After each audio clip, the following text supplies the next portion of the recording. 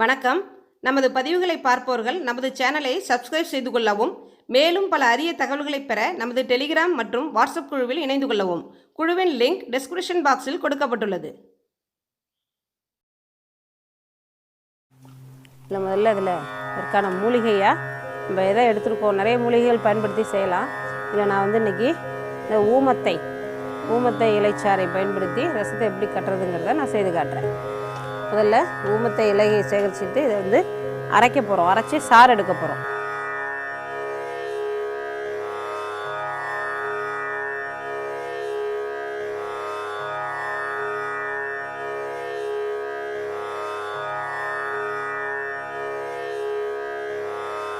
இந்த ஊமத்தை இலையை நம்ம அரைச்சி இதில் நம்ம சாறு புழிஞ்சு எடுத்துருக்கோம். இதில் திக்காக கொலன்னு இருக்கும். இதில் நம்ம லிங்கத்திலேருந்து பிரித்து எடுத்த வாழை ரசத்தை சேர்த்து இந்த மூலிகை சாறில் நம்ம இப்போ ஊமத்தை இலைச்சாறில் இந்த ரசத்தை அரைக்க போகிறோம். அதில் இந்த மூலிகை சாறை ஊமத்தை இலைச்சாறை இதில் கலந்துக்கிறோம்.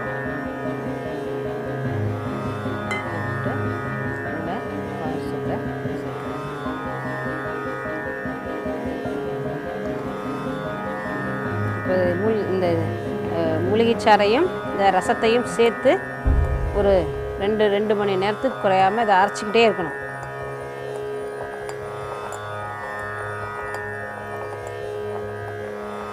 இந்த அரைக்க இந்த இலைச்சாரோடு அது கலந்து அப்படியே மெழுகு பதத்துக்கு அப்படியே இந்த ரசம் கெட்டியாகும்.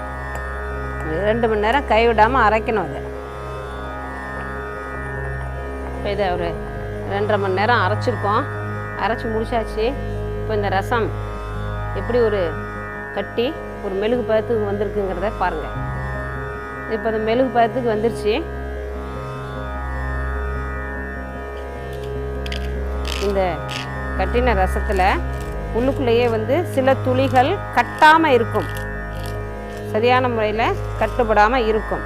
அதை நம்ம என்ன செய்யணும்னா இந்த மாதிரி ஒரு காடா துணியில் வச்சு புழிஞ்சி அந்த கட்டாத ரசத்தை எடுத்துடணும். இது வெளியில் வருது பாருங்க. இதில் உள்ளர மூலிகையில் கட்டாத ரசம் இதில் புளியும் போது வெளியே வந்துடும்.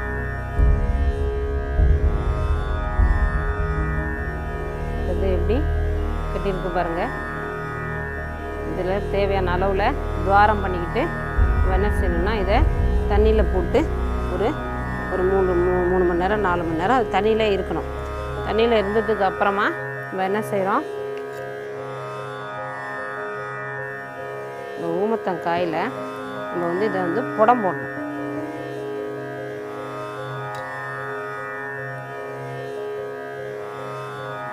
புடம் போடுறதுன்னா இந்த ஊமத்தங்காய்க்குள்ளே உள்ள விதைகளெல்லாம் ரிமூவ் பண்ணிவிட்டு இதுக்குள்ளே அந்த நம்ம கட்டின மணியை வச்சு இதை இது மாதிரி ஒரு மண் அகலில் உள்ளர வச்சு மண் சீலை பண்ணி மூடிடணும். மூடிட்டு ஒரு 10 ராட்டி அளவுக்கு விரட்டி சாண ராட்டி அந்த ராட்டிக்குள்ளே வச்சு நம்ம எரிச்சு விடணும். புடம் போட்டு எடுத்துடணும்.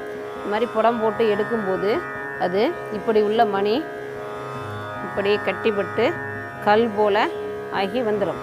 கல் போல் ஆகி வரும்போது இது மாதிரி வந்துடும். இதில் ஒரு தங்க நிறம் தெரியும். இது ஒரிஜினலாக இது ஒரு உண்மையான ரசத்தில் கட்டினதா அப்படின்னு நீங்கள் தெரிஞ்சுக்கணும். அப்படின்னா இதில் பாதரசத்தை அது ஒரு துளி பாதரசத்தை அந்த மணிக்கிட்ட வச்சு இப்படி உருட்டினீங்கன்னா அந்த ரசத்தை பூரா இந்த மணி இழுத்துக்கும். இந்த மணி உள்ளுக்கு போயிடும். அந்த ரசம் பூரா மணி உள்ளுக்கு போயிடும். இந்த பாதரசம் அப்படிங்கிறது நவபாஷாணங்களில் முதன்மையான பாஷாணம். இது பாஷாணம் அப்படின்னாலே விஷம்னு அர்த்தம் இல்லையா? இது மிக அதிக விஷத்தன்மை உள்ள ஒரு பொருள். இதில் நம்ம இதை கையாளும் போது நம்மளுடைய நிகக்கண்களில் அது போய் உக்காந்துக்கும். ரொம்ப மைன்யூட்டாக அப்படியே ட்ராப்பாக இது பிரியக்கூடிய ஒரு தன்மை உள்ளது. இது ஒரு துளி போய் உள்ளே உக்காந்துட்டு அது உணவில் நம்ம உடம்புக்குள்ளே போனாலும் ஒரு கடுமையான பாதிப்புகளை ஏற்படுத்தக்கூடிய ஒரு இதில் நம்ம மூலிகை பயன்படுத்தி கட்டிட்டோம்னா அதனுடைய தன்மை மாறி போகுது. கட்டாத ரசம் ஒரு துளி உள்ளர போனாலும் இது உடல்நிலை பாதிப்புகளை ஏற்படுத்தும். அதனால் இதை நீங்கள் இதில் வீட்டில் இதை முயற்சி பண்ண வேண்டாம். அதோட இதை நம்ம இது பண்ணிவிட்டு ஒரு 48 நாள் பூஜையில் வச்சு இதை நம்ம கொடுக்கும்போது இதனுடைய சக்தி மிக அபாரமாக இருக்குது. இது பார்த்திங்கன்னா நான் வந்து ஒரு 18 இயர்ஸாக நான் வந்து இந்த ரசமணி நான் போட்டிருக்கேன். இது இந்த ஃபீல்டில் இன்றைக்கி என்னை வந்து புகழோட உச்சியில் வச்சுருக்கு அப்படின்னா நான் அணிஞ்சிருக்கிற இந்த ரசமணி காரணம்னு நான் சொல்கிறேன், நான் நம்புகிறேன். சித்தர்கள் முறைப்படி இந்த பாதரசத்தை மணியாக கட்டி அதை வந்து நம்ம உபயோகப்படுத்தும் போது நம்மளுடைய வாழ்க்கையில் அது என்னென்ன விஷயங்கள் செய்யுது. தொழில் மெயினாக வந்து தொழில் வசியம், தொழிலில் ஏற்படுற முடக்கங்கள், நல்ல தொழில் போயிட்டுருக்கும், திடீர்னு தொழிலில் சரிவு, கிரகநிலை மாற்றங்களால் தொழில் முடக்கம், இந்த மாதிரி மெயின் வந்து தொழில் வசியம்தான். பாதரசமணி பயன்படுறது தொழில் வசியத்துக்கு பயன்படுது. தொழில் நொடிச்சு போனவங்க இல்லை நல்ல தொழில் பண்ணிக்கிட்டு இருக்கிறவங்க இன்னும் டெவலப்மெண்ட்ஸ், இன்னும் நிறைய கான்ட்ராக்ட்ஸ் கிடைக்கணும், இந்த மாதிரி வந்து நல்ல நிலையில் இருக்கிறவங்க இன்னும் நல்ல நிலைக்கு போகிறதுக்கு, நொடித்து போனவர்களும் திரும்ப நல்ல நிலைக்கு வரத்துக்கு இந்த பாதரசமணியை பயன்படுத்தலாம். இல்லை என்ன விஷயத்துக்காக நம்ம அந்த மணி தேவைப்படுதோ அதற்கான மூலிகைகளை பயன்படுத்தி அந்த மூலிகை சாறுகளை விட்டு அந்த ரசத்தை நம்ம வந்து கட்டுறோம். என்ன விஷயம் இப்போ வந்து தொழிலில் எதிரிகளால் பிரச்சனை இருக்குது அப்படிங்கும்போது அதற்கான மூலிகை ஏரலிஞ்சல் சாரணை கொடுக்கலாம். வசியம், நிறைய கிளைண்ட்ஸ் வரணும், ஒரு கன்ஸ்ட்ரக்ஷன் வச்சுருக்கிறவங்களுக்கு நிறைய கஸ்டமர்ஸ் வரணும் அப்படிங்கிறப்போ அதில் வந்து நாயுருவி வந்து நாயுருவி, ஸ்ரீதேவி செங்கல் நீர், குப்பை மேனி இதெல்லாம் மிகச்சிறந்த வசிய மூலிகைகள். இந்த வசிய மூலிகைகளை அதில் உள்ள நம்ம சாறு எடுத்து அந்த சாரில் சுருக்கு கொடுத்து சாரணை கொடுத்து 48 நாட்கள் அந்த மூலிகை சாரில் ஊற வச்சு அதை நம்ம கொதிக்க வச்சு அதுக்கு சாரணை கொடுக்கும்போது அந்த மணியில் அந்த வசிய சக்தி மேம்படும்.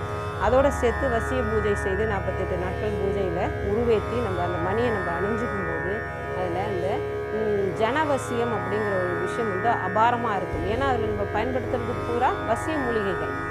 ஸ்ரீ மகா யோகினி சத்ரு சம்ஹார பீடத்துல ஸ்ரீ மகா பிரபஞ்ச சக்கர எந்திரம் பிரதிஷ்டை செய்யப்பட்டிருக்கு. இந்த சக்கரத்துல பிரச்சனையோட வரவங்களை அமர வச்சு அருள்மொழி அம்மையார் சிறப்பு பூஜை செய்யறாங்க. அப்படி செய்யறதன் மூலமா அவங்க வாழ்க்கையில இருக்கும் தடைகள் நீங்கி அவங்க நினைச்ச காரியத்துல வெற்றி அடைய முடியும்னு சொல்றாங்க. சிங்கப்பூர், மலேசியா போன்ற வெளிநாடுகளில் தொழில் செய்யும் பலரும் இந்த பூஜையை செய்துட்டு போறாங்க. இந்த பூஜை செய்த சில நாட்கள்லேயே அவங்களுக்கு அதோட பயன் தெரிய ஆரம்பிக்குதுன்னு தகவல் சொல்றாங்க. அது மட்டும் இல்லாம ஒவ்வொரு அமாவாசை அன்னைக்கும் மகாயோகினி சத்ரு சம்ஹார பீடத்தில் சத்ரு சம்ஹார மகாயாக வேள்வி நடைபெறுது. இந்த யாகத்துல ஏராளமான மக்கள் வந்து கலந்துகிட்டு வாராகி அம்மனின் அருளை பெற்று தங்களோட பிரச்சனைகளிலிருந்து விடுபடுறாங்க. சத்ரு சம்ஹார மகாயாக வேள்வியின் பயன்கள். இந்த யாக பூஜையில் சத்துருக்களுடைய செயல்பாடுகளை தடுத்து நிறுத்துற மாதிரி சில விஷயங்கள் நம்ம செய்கிறோம். என்ன அப்படின்னா, உண்மையிலேயே நம்ம மேலே தவறுகள் இருக்கக்கூடாது, நம்ம மேலே எந்த 1% கூட நம்ம மேலே தப்பு இருக்கக்கூடாது.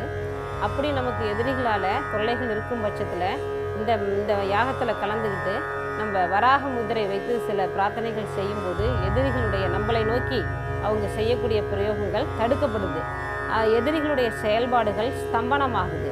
இன்னும் சொல்லப்போனால் அவங்க வந்து நமக்கு செய்வனை கோளாறுகள், பிள்ளை சூனியங்கள், ஏவல்கள், பிரயோகங்கள் செய்திருந்தார்கள் என்றால் அவர்களுடைய செயல்பாடுகள் அழிக்கப்படும், அவர்கள் முடக்கப்படுவார்கள்னே சொல்லலாம்.